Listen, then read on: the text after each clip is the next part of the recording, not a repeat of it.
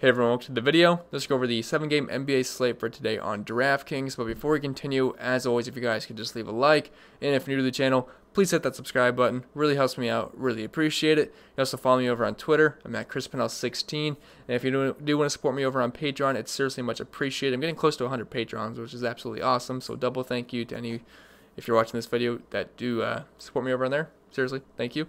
But if you want to hit the link in the description below, it gets you access to any of my extra content that I put out every single day or every single week, just depending on the sport. Weekly, I do my NASCAR content, which I absolutely love. NASCAR DFS, it's my absolute favorite. So you get a lot of content for that. And then for NBA, I do my spreadsheet every single night, my projections, data sheet, DVP chart, cheat sheet, core plays, Discord chat, all that good stuff. Then in about a month, we have baseball coming up, which if there's two DFS sports I love, it's NASCAR and it's baseball. They're my two favorite DFS sports, and I absolutely love it. So very excited. It's my favorite time of the year coming up with baseball and NASCAR going on at the same time, and we'll also have some NBA going on as well. So it's going to be a busy time, but I am very excited. And I also have full sport packages available on there as well. So without further ado, let's get into today's slate because there's a lot of guys I want to talk about, and it's a pretty good slate, so I am looking forward to it.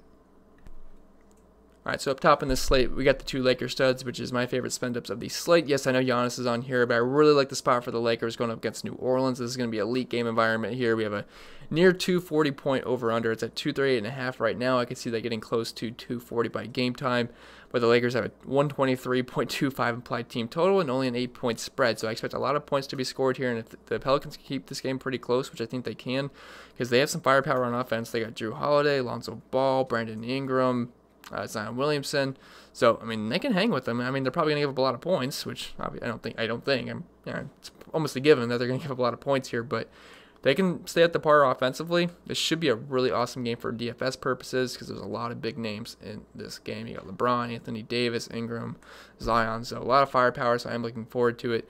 But speaking about LeBron, he comes in at 10,700. Love the matchup versus New Orleans. It's going to be a fast-paced game. The Lakers are 14th in pace of play, while the Pelicans are second. So love getting guys in pace-up spots. And on the year, LeBron's been amazing. Obviously, 1.53 points per minute, 31.4% usage rate. And if you look at the DVP chart, the Pelicans are a bottom 10 defensive team.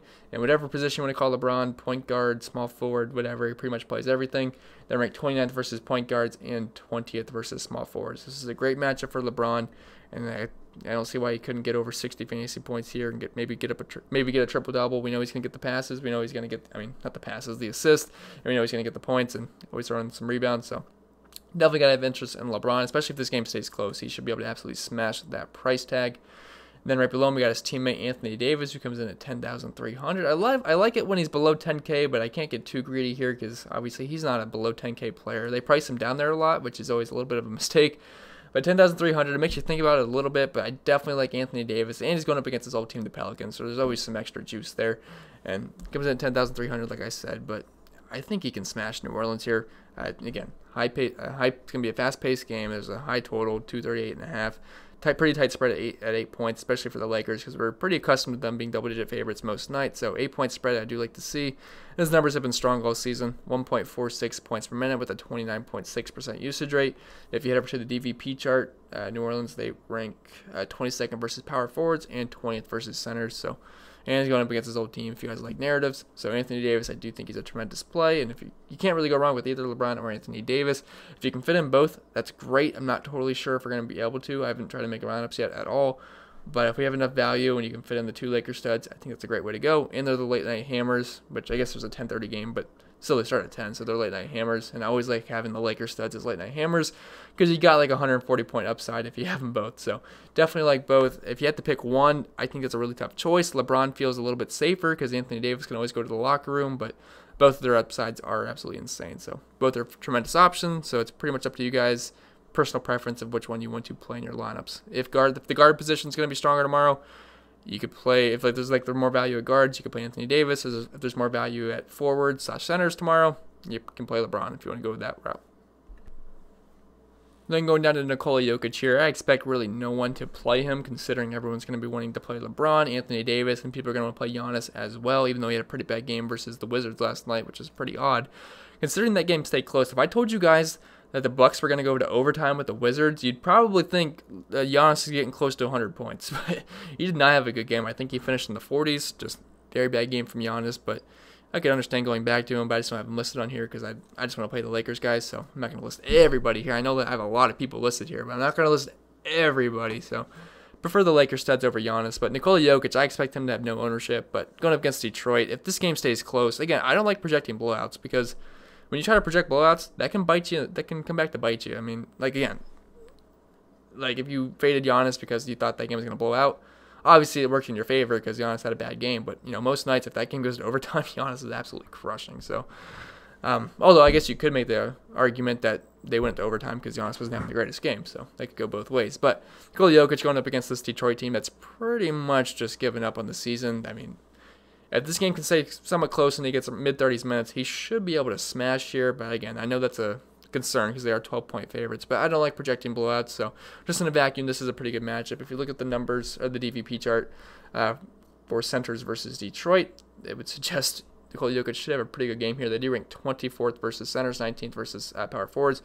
They have not been a very good defensive team down low this season. I know Andre Drummond was a big part of those numbers, but because he was not that great defensively, but still, I mean, they really don't have anyone that can contend with Nikola Jokic. He does a little bit of everything in the stat sheet, triple-double upside every single night. Now, the problem is this is going to be a pretty slow-paced game. Nuggets are 28th in pace of play, while the Pistons are 25th. But the numbers are strong for Jokic, 1.44 points per minute with a 27% usage rate. I don't know if there's a total out yet. Yeah, only 216, so I'm not expecting a lot of points to be scored, but I mean, he's just a GBP play. I would not play Jokic in cash just because Anthony Davis is 300 more. That's a much better game environment, but you could look his way in tournaments if you want to get different with your lineups. CJ McCollum, he had an absolute monster game on Sunday. I know a lot of people probably don't play basketball, NBA DFS on Sundays because there's just some other stuff going on, or you just actually have a life and you're doing something on Sunday.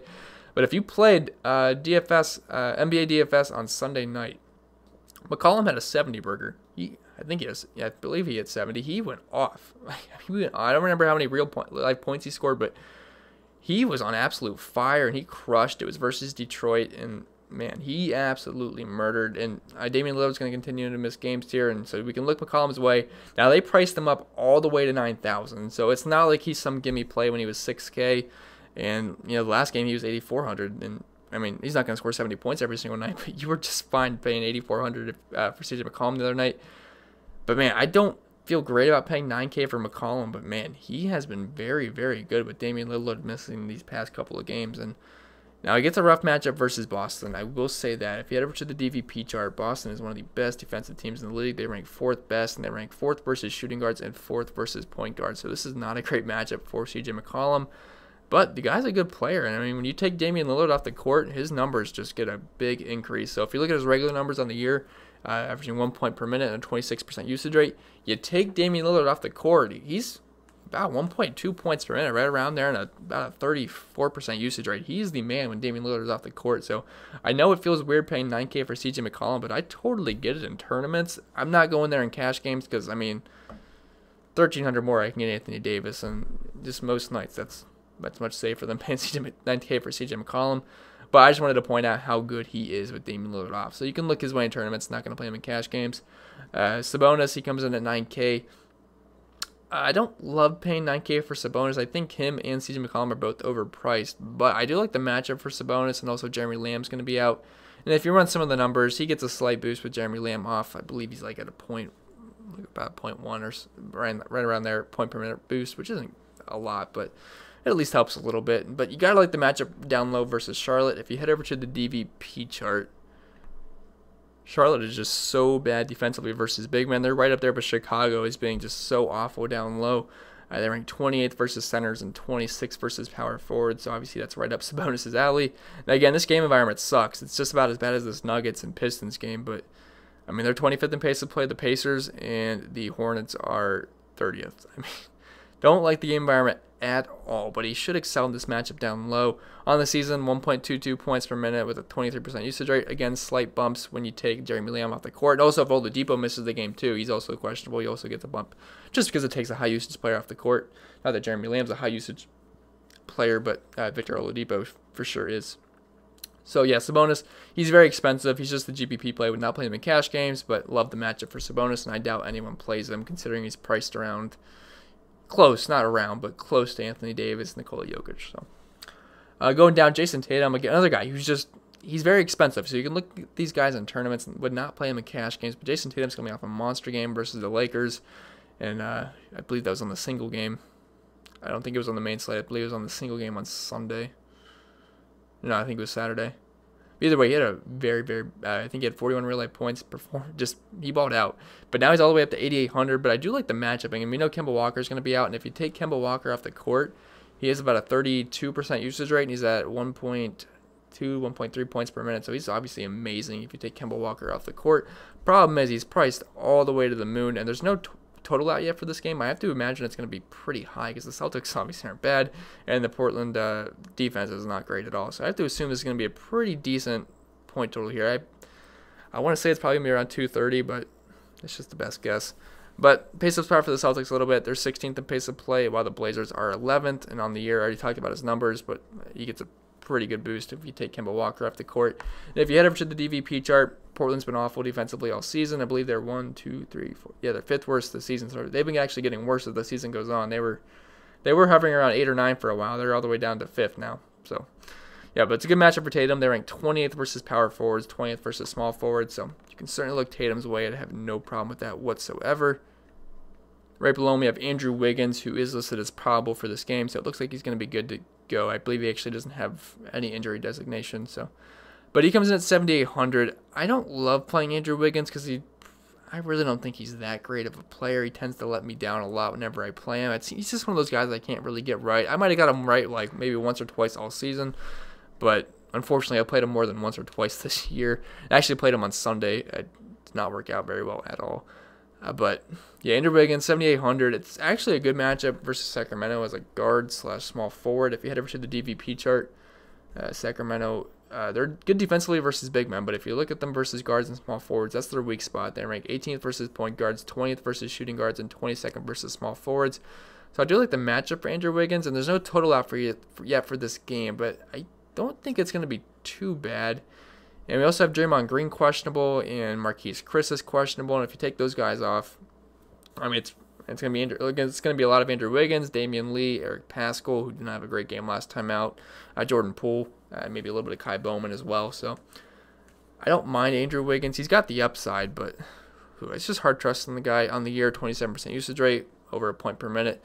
Nothing too exciting about Andrew Wiggins, but I do like the matchup versus Sacramento. And you could make a case for a game stack on this as well, because Golden State, Sacramento, pretty much everyone in this game is fairly priced, and it's good matchups both ways, so I don't hate it. It's also not going to be the slowest pace game in the world because the Warriors should look to push the pace as they're playing at home, so don't hate it. But on the other side of this game, we have De'Aaron Fox, who I actually like quite a bit. Now, he's another guy that can be pretty hit or miss. I played him a lot more than I'd like to admit this season, and I really haven't got him right too much. But 7,600 is not a bad price tag, and he gets an elite matchup here versus Golden State, and it's the late game, so you get a nice late game hammer here. I'm not totally sure how popular he'll be.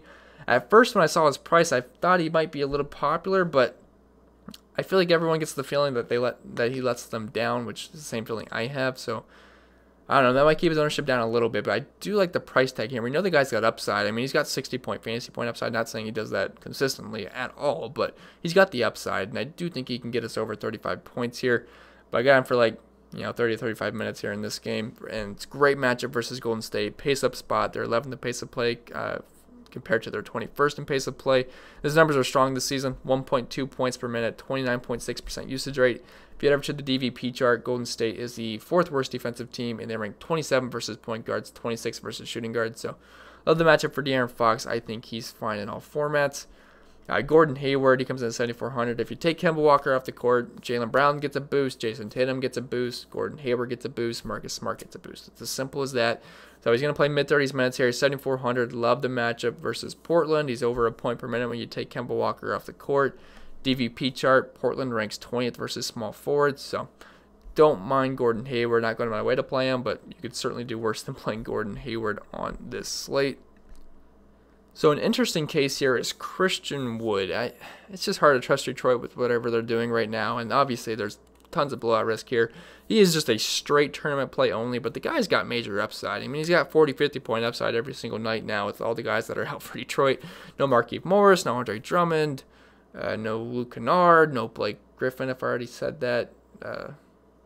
probably forgetting someone. Bruce Brown's also questionable for this game. It's pretty much him and Derrick Rose and no Reggie Jackson. So, I mean, it's hard to trust his minutes. I mean, he's been playing well, though. I mean, he's very good point per minute wise. If you take all those guys off the court, he's about 1.2-ish points per minute, about a 26% usage rate. So I don't mind him in tournaments, but man, this game environment sucks. The matchup sucks for Christian Wood. So why is he on this video? That's a good question. I'm actually being skeptical of that right now. You can look his way to tournament snaps. I don't expect anyone to play him, but I just have a soft spot for Christian Wood. I like him for DFS purposes. I wish he was a little bit less expensive, but the guy, I mean, he's pretty darn good when he's on the court. So I don't mind him. Not a cash game play at all because there's also blowout risk here. So we'll see with Christian Wood, but just tournament play only. Low in tournament play. Fred VanVleet, he's on here because of the price tag, and I also like this game environment. So we only have a 1-point spread going up against Milwaukee. Now, Milwaukee is a tough test defensively. If you head over to the DVP chart, they rank 9th versus shooting guards, 15th versus point guards. But I don't feel like I have much exposure to this game, and I feel like it's going to be a game you want at least a little bit of exposure to, considering it's got a 231 total, and it's a 1-point spread. Now, both teams are pretty good defensively, but I do expect good amount of points to be scored here, and so would Vegas. It's also a decently fast-paced game, as the Raptors are 13th in the pace of play, and Milwaukee is first. And if you look at Fred VanVleet's numbers on the season, he's averaging about 36 minutes per game, which is what I pretty much am projected for. 1.04 points per minute with a 22% usage rate. Now, he has not been playing well recently, but if he can crack 30 to 40 points in that range, we'll be pretty happy. And the guy's got upside for more at 6,800, so don't mind Fred VanVleet. Brandon Ingram returning from injury. He has not been playing that well. I believe he scored 29 points and like 32 points. He's not been paying off his price tag, which I've been kind of suckered into playing him recently. Past 2 games because he's been so cheap, but it just hasn't been working. He hasn't looked as great. But there might be some extra juice here going up against the Lakers. I know it's his old team that traded him, and he's playing in LA, so I feel like he's going to have some extra juice here. 6,800. I don't know, it's hard to trust from how bad he's been playing, but I mean, we have a near 240-point total here, 8-point spread. I feel like he's going to be ready to go for this game, and it's a pretty fair price tag. Now, it's not a good matchup at all versus the Lakers. They're very good defensively. They're, second? Yeah, second best defensively. They're second versus power forwards, 12th versus small forwards. So, despite the bad matchup, I don't mind Brandon Ingram. We saw him have a pretty good game earlier in the season versus the Lakers. I think he had over 40 fantasy points. And if he can get over 40 fantasy points at 6,800, we'll definitely take it. His numbers have been strong all season. He's at 1.24 points, remember, the 28.4% usage rate. Obviously, takes a hit with Zion, playing alongside Zion, but he's fine at this price tag. It's just we need him to get out of that slump he's been in since returning from injury. Steven Adams. He's had some pretty good games recently, and now he gets the elite matchup versus Chicago, which if you're a center, you want to play Chicago. They suck down low. If you look at the DVP chart, they're even worse than Charlotte, which I talked about earlier. Chicago ranks 30th versus centers and 29th versus power forwards. So, yes, you want exposure to big men, but exposure to big men that are facing Chicago, and Steven Adams would qualify. And he's been pretty good point per minute wise this season. 1.1 point per minute, low usage rate, but Steven Adams, I wouldn't expect the high usage rate. So you can certainly look his way. The guy's got near 50-point upside. Now, not saying that's going to happen, but I think he can get you anywhere from 30 to 40 fantasy points. And if this game stays pretty close, honestly, there's upside for more. So, yes, I do like Steven Adams. I think he's a pretty strong play on this slate. Sorry, if you guys keep seeing little quick pauses, it's because my dog's running around and he's barking at me. So I got to figure out what's wrong every single time. I guess this time we just wanted picked up and petted, so that's what I'm doing right now. But I believe we just stopped with Steven Adams. We got to talk about Jaylen Brown now. He comes in at 6,600. Just still seems a bit too cheap. He's had 2 pretty good games in a row. No Kemba Walker, so when you take Kemba Walker off the court, Jaylen Brown gets close to a near 30% usage rate and about a point per minute. So at 6,600, he should be able to pay off his price tag going up against Portland. He's probably the fairest price Celtic, just relatively to what their production is. I mean, because you got Tatum at near 9K, which, I mean, you could pay 9K for Tatum. I'm not going to tell you that's a bad thing because, Tatum's got 60-point upside. Jaylen Brown really doesn't. But I do like the price tag of 6,600 for Jaylen Brown. Not like he's around 5K the one time he was with Kemba Walker out, but it's still a pretty good play in my opinion. You got to like the matchup versus Portland. It's a pace-up spot for the Celtics. Going to be a pretty good game environment here. If I had to guess, it's probably going to be close to a 230 total. Don't quote me on that, but it's just my best guess. Maybe it's in the high 220s, but I can't see it getting close to like 240 or anything. But if you look at the DVP chart, Portland, they rank 14th versus shooting guards, 26th versus shooting guards, 20th versus small forwards. So very good matchup for Jaylen Brown. And he's a pretty good player. So definitely like Jaylen here. He's got some upside for sure at that price tag. Serge Ibaka going up against Milwaukee. Again, I don't like playing guys versus Milwaukee that much. If you head over to the DVP chart, Milwaukee's obviously a pretty good defensive team, but they do rank 15th versus centers. And if Brook Lopez is back, I know he can stretch take Serge Ibaka out of the paint, but I think that'll be okay because Serge Ibaka can shoot the ball out deep, and I still think he's going to be fine. I wouldn't be too concerned about it. And actually, it is one of their softest spots for fantasy points given up is versus centers. So, and Ibaka's athletic enough to where he'll be fine out there. So, yeah, I do like Ibaka. He's been pretty good point per minute wise this season. No Marc Gasol, so he's been obviously taking advantage of that. The guy's got plenty of upside, and again, he can shoot the ball. He can score a lot of points in the hurry. He can get blocks. So I don't mind Ibaka. He's not going to play huge minutes. He's only averaging 27 minutes per game. Obviously, he's been playing a little bit more minutes with Marc Gasol being out. But on the year, 1.12 points per minute with a 24.3% usage rate. He's a fine play. Not super exciting, but I think you could do worse for sure. And he was actually crushing in the last game. I forget exactly who it was against. I want to say it was versus the Pacers, but I don't think he played in the fourth quarter, if I remember correctly, because they were absolutely murdering the Pacers. So, but yeah, I don't mind Ibaka. Gallinari comes in at 6,100. Really like the price for Gallinari here. I know he disappointed in the last game versus the Spurs, but as a power forward / small forward, whatever, it's a pretty good matchup versus Chicago. I mean, they're just so bad defensively versus forwards. 29th versus power forwards, 18th versus small forwards. And we know the upside with Gallinari. The guy can shoot the ball. And I say this every time I mention Danilo Gallinari, but whenever I play him, he tends to do pretty well. And I never go out of my way to play him. He's just like a last kind of guy, lineup filler. But he tends to do well. He tends to be hot from deep. But not like it's going to be a elite game environment or anything. I only had 2.218 over-under, which isn't great, but 7-point spread. I think Gallinari can pay off his price tag very easily here. He's at fairly easy, I should say. Can't use two LY words in a row. But 1.04 points per minute, 24.3% usage rate. I don't mind Gallinari. It's a pretty good matchup. You could do worse. Marcus Smart, again, he's going to extend minutes with Kemba Walker being off. All these guys get bumps. I already talked about that. But he should play minutes in the mid-30s. It's a good matchup versus Portland. He's about a point per minute guy if you take Kemba off the court, over a 20% usage rate, all strong numbers. If you head over to the DVP chart, Portland does rank 26th versus point guards and 14th versus shooting guards. So very good matchup for Marcus Smart. I don't mind him despite him being over 6K. I know he's more of like a 5K-ish kind of guy, but honestly, I don't think it's a bad play at this price tag just because Kemba Walker's out. Carmelo Anthony, his price is rising, but he had a really good game last time out versus Detroit, which most players do have good games versus Detroit. But without Damian Lillard on the court, he's close to a point per minute. His usage rate creeps up to 30%. It's not quite there, but it creeps up. And the numbers would suggest he can pay off his 6K price tag. Now, it's not a good matchup at all versus Boston. They're very good defensively. They're ranked 13th versus power forwards, 5th versus small forwards. But when you take Damian Lillard off the court, I mean, people got to step up, and that's mostly going to be CJ McCollum and Carmelo Anthony, and obviously Hassan Whiteside can have a good game as well. But don't mind the price tag for Carmelo. I think he can pay off his price tag. Damian Lee comes in at 5,600. He smashed in the last game. They were, I forget exactly who the Warriors were playing. It was I don't remember off the top of my head, but I know it was a good matchup. But Damian Lee, he went off. I wish I could remember who it was against. I don't believe it wasn't the Rockets, but yeah, I don't remember. But yeah, Damian Lee had a very, very good game. I think he scored like 37, 40 fantasy points. Just was playing very, very well. Got off to a hot start, hit a couple of threes. And I don't mind Damian Lee here. 5,600, should get over 30 minutes. And if Draymond Green misses the game, Marquise Lee misses the game, I mean, it just opens up some more minutes and usage rates to go around, especially for the starting unit here. And I think he can pay off his 5,600 price tag. And like I showed you guys earlier, Sacramento, they're good versus big men, but they suck versus guards and forwards. They rank 18th versus point guards, 20th versus shooting guards, 22nd versus small forwards. So this is a pretty good matchup for Damian Lee. And like I said, if all those guys miss the game, he should be able to pay off his price tag at 5,600. He's about a point per minute guy. Just his regular numbers in the season, 0.86 points per minute. But that's with the big sample size of playing alongside D'Angelo Russell. So obviously all of his numbers go up when you take all these guys off the court. So don't mind Damian Lee. Good matchup versus Sacramento.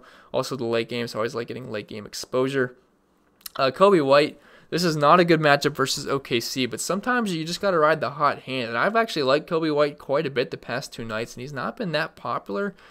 Not 2 nights, but the last 2 games he's played in, and he's been on fire. He scored 33 points, real-life points, exactly, the past 2 games.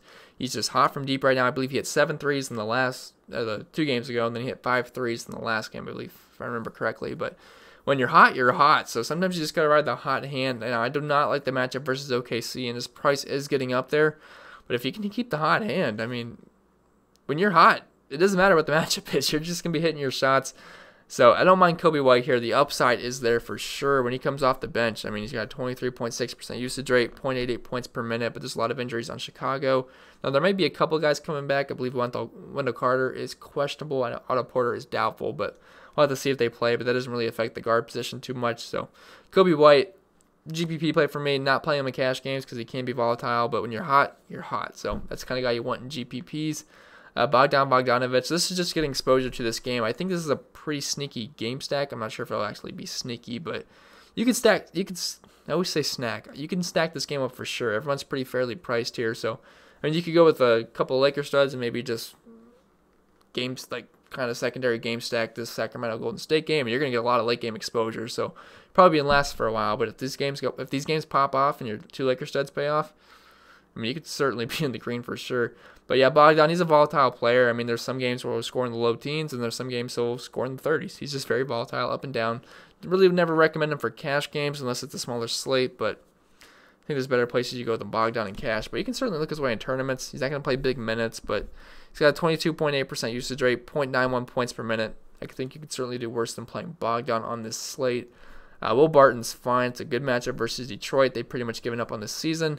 He's going to play about 30 to 35 minutes if this game is close. Now, again, I hate this game environment here, so I'm not going to go out of my way to play Will Barton, but I still think he's a little bit too cheap at $5,500. I think he should probably be priced around $6K, so you are still getting him at a discount.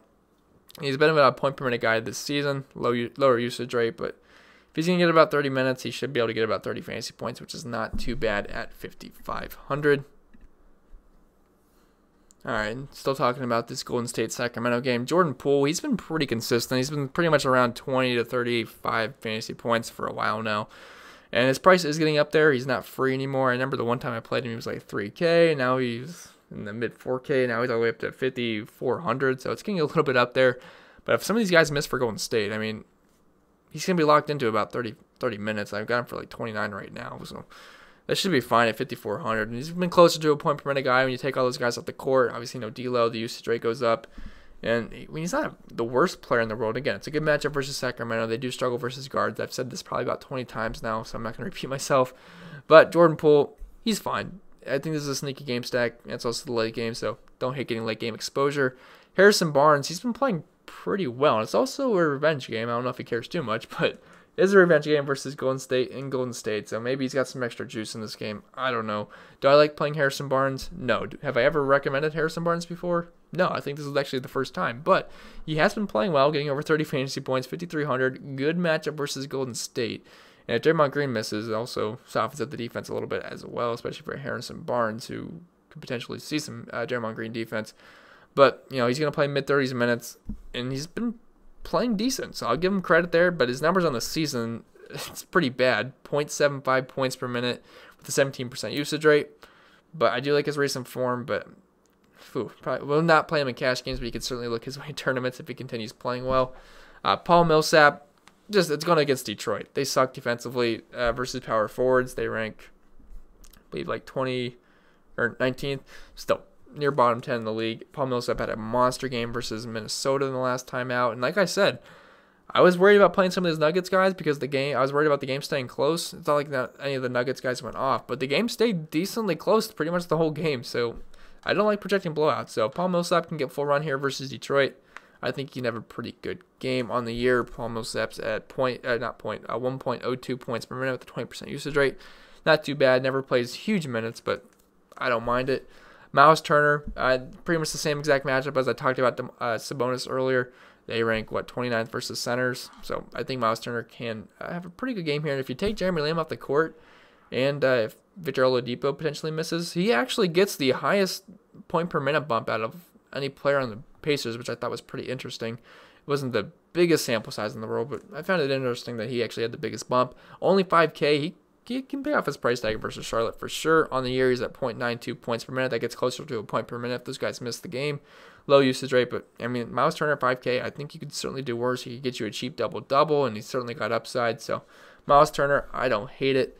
And if Oladipo misses, I have Aaron Holiday and Justin Holiday listed here, and obviously Jeremy Lamb's out, so it's just going to open up more minutes in general.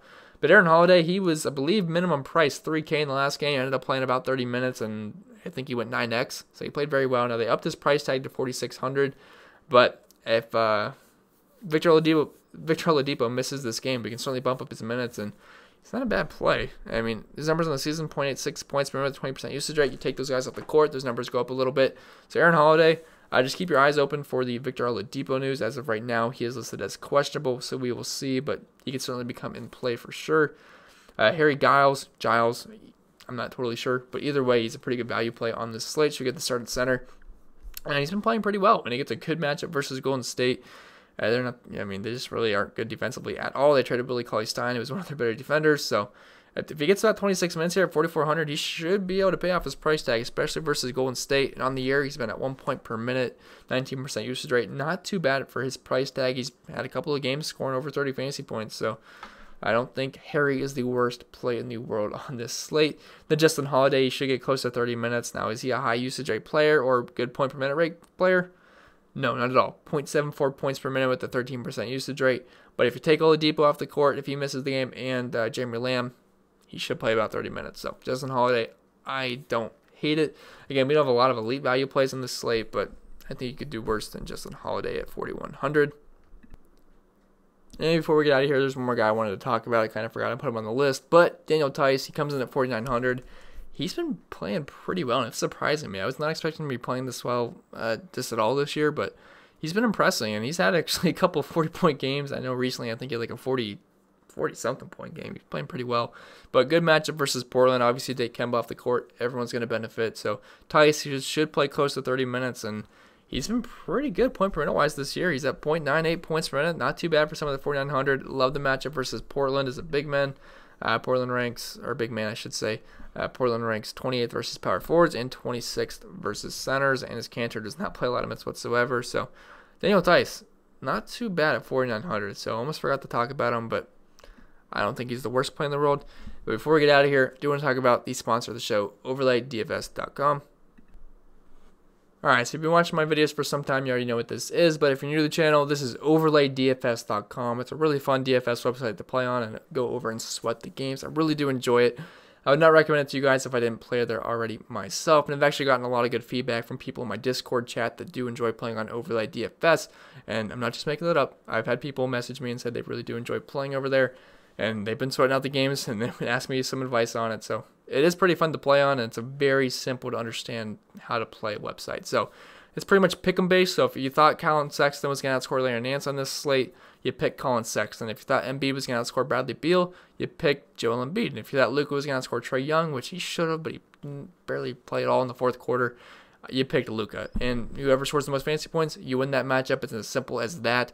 And I think the best thing about Overlay DFS is how their payout structure is. So in the top 10, if you finish in the top 10% of the contest, you win 9 extra money. To 9 extra money over on DraftKings, you have to do better. You have to do a lot better than finishing in the top 10%. So, do like the payout structure here. And for example, this is the 22 double deuce contest. If you happen to finish in the top 10%, you win $180. It's as simple as that. And they also have the 12-0 record progressive jackpot, which is getting absolutely insanely high. Someone's going to hit eventually. It's been a while since someone hit, so someone is due, so why not you? Do not miss out on the chance to win over $12,000. I know I'm going for it. I'm hoping to hit it. Maybe. That'd be nice. Obviously, it's just wishful thinking. It's very hard to do, but someone's going to hit it eventually. People have been close. As you can see, Candyman Can 12-8 went 10-2 tonight. Just 2 different picks, and they can take home $12,000. So check it out, guys, before someone hits that jackpot. Get into the Double Deuce contest and try to take it down. They also have a couple of cool challenges. So if you go 0-12 in your picks, God forbid, they'll give you $500. And they're also running a slump buster challenge, where if you lose 20 days in a row, not consecutive days, but like you play once a week for 20 weeks in a row, and you lose every single time, they'll refund every single dollar that you deposited. So check it out, guys. OverlayDFS.com. Really do enjoy the website. A lot of good people over there. Don't have to worry about sharks over here. No salary cap restrictions on your lineups. So check it out, guys. OverlayDFS.com. That's going to be it for this video. Hope it was helpful. If it was, remember to leave a like. If new to the channel, hit that subscribe button. Really helps me out. Really appreciate it. Follow me over on Twitter. I'm at ChrisPennell16, and I'll see you guys in the next video.